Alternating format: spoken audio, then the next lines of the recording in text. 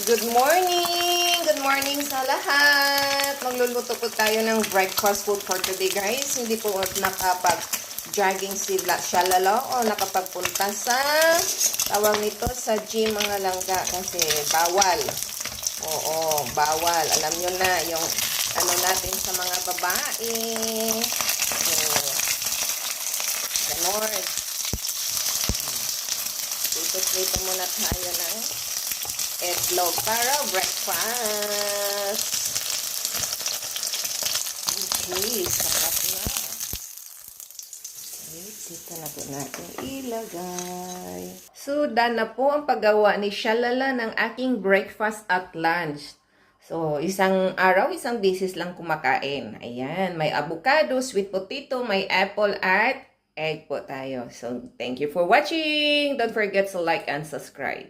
Thank you. Bye-bye. God bless.